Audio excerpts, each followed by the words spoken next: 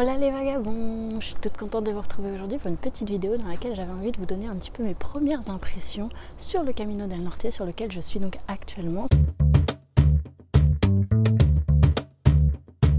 C'est aujourd'hui mon 5e jour seulement, donc je sais que c'est tôt pour vous donner des impressions, mais j'avais envie un petit peu de vous dire à chaud qu'est-ce que je ressens, quelles sont mes impressions en fait, et puis peut-être que je vous referai quand même un retour d'expérience sur la fin de mon parcours. Et donc contrairement à mon premier Camino, je serai donc forcée de le faire en plusieurs portions, en plusieurs parties, ce Camino del Norte, alors que l'année dernière j'avais eu la chance de pouvoir faire le tout, le GR65 et le Camino Frances en une seule fois sur 3 mois d'affilée, et c'était vraiment une super expérience. Et donc là je vis l'expérience de ceux qui sont contraints pour des obligations professionnelles ou personnelles de segmenter le chemin en petites portions. Et donc c'est vrai que c'est déjà ça ajoute une autre dimension à son chemin. Aussi à chaud, j'avais envie de vous dire que revenir sur le chemin, retrouver ses flèches. Je sais que j'étais partie 4 jours sur une variante en France, mais ça n'avait pas fait autant de sensations là, vraiment, d'être en Espagne. Ça m'a beaucoup reprojeté, replongé dans mon premier Camino. Et ça a été... Il y a eu des moments un petit peu plus des petits coups de mou, on va dire, voilà. Et j'étais en train de me demander est-ce que j'étais pas en train d'essayer de retrouver finalement ce que j'avais vécu l'année dernière plutôt que de refaire un vrai Camino, un nouveau. Donc c'est vrai que je me suis posé pas mal de questions ces derniers jours par rapport à tout ça. Est-ce que finalement je recherchais pas quelque chose que j'avais vécu et qui avait été superbe et que je voulais réitérer. Ouf, ça monte, je suis désolée, je suis essoufflée. Ensuite, l'énergie sur ce chemin, clairement, je la trouve aussi très différente.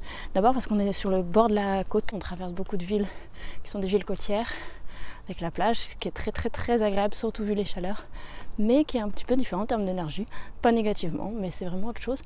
L'autre chose, c'est que je trouve qu'il y a beaucoup de gens sur le Camino del Norte qui finalement ont déjà fait un chemin en général. Il y a quelques pèlerins quand même où c'est leur premier Camino, mais dans la globalité, il y a beaucoup de gens qui ont déjà fait le Camino Frances ou d'autres chemins de Compostelle, ou plein d'autres même, il y en a quelques-uns qui sont des rodés du chemin. Donc voilà, il y a aussi peut-être une autre énergie en termes de pèlerins, des gens qui connaissent déjà le Camino, qui connaissent un petit peu cette expérience. Donc il y a aussi une autre démarche, je pense, dans la démarche des pèlerins qui viennent ici, donc un peu comme la mienne. Ensuite, en termes vraiment plus du parcours en lui-même, le tracé du Camino, je suis un petit peu déboussolée moi-même parce que, en fait, comme j'ai commencé, pour vous expliquer, donc j'ai fait une première partie sur le GR121. Ma première étape, au lieu de la faire sur le Camino del Norte, on m'a vraiment vivement recommandé de la faire sur le GR121, qui est une très belle étape. Désolée, je m'arrête un peu. Mais tout au long de la côte, donc il y a le GR121 qui longe tout le littoral vraiment à flanc de falaise. Et il y a le Camino del Norte qui est toujours un petit peu plus dans les terres. On voit la mer de temps en temps et on s'arrête dans les villes côtières. Mais la plupart du temps on n'est vraiment pas sur le flanc de falaise.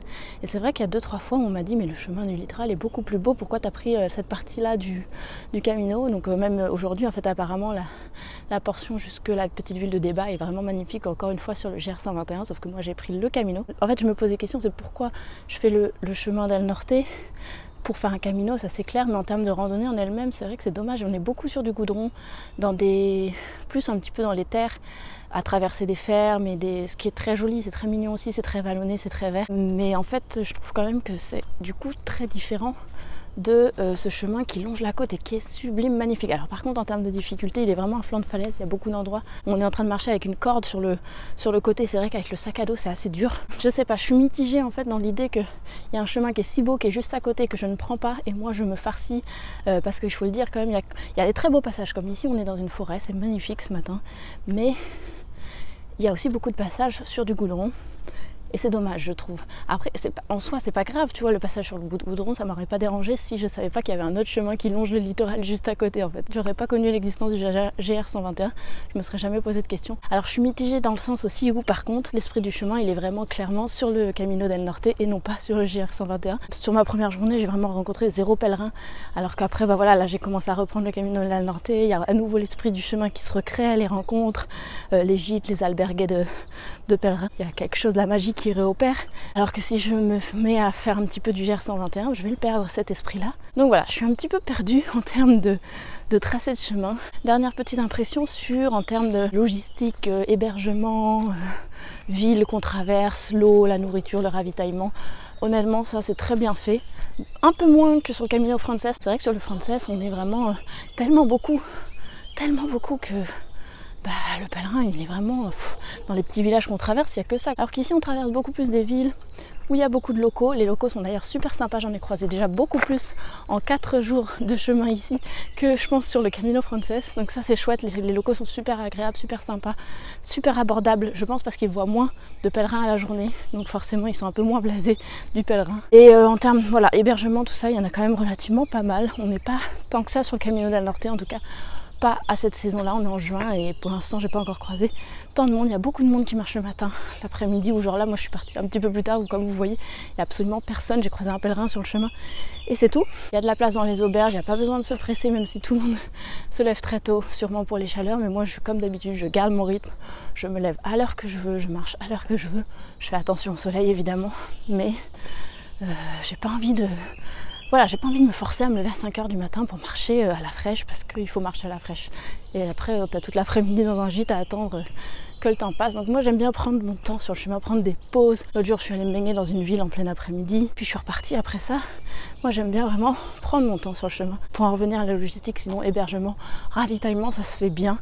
Il y a quelques portions où il faut faire attention, où il y a un petit peu moins d'eau et moins de nourriture, mais honnêtement, ça doit être 15 km maximum. Donc pour l'instant, sur la portion que j'ai traversé en termes de logistique, je trouve ça très très bien fait. C'est vrai qu'il y a beaucoup moins de flèches avec des gros panneaux pour aller aux auberges et tout ça. Il faut un petit peu plus les chercher, mais quand on demande aux locaux, ils savent tout de suite nous indiquer, donc c'est vraiment très très chouette. C'est une autre manière d'appréhender le chemin aussi, plutôt que de suivre bêtement comme un mouton, un petit peu, si j'ose dire, hein, je critique pas du tout le Camino Frances, c'est juste que le Camino Frances, il y a vraiment beaucoup plus de monde et beaucoup plus de pèlerins, et c'est aussi normal qu'il soit donc du coup beaucoup plus indiqué.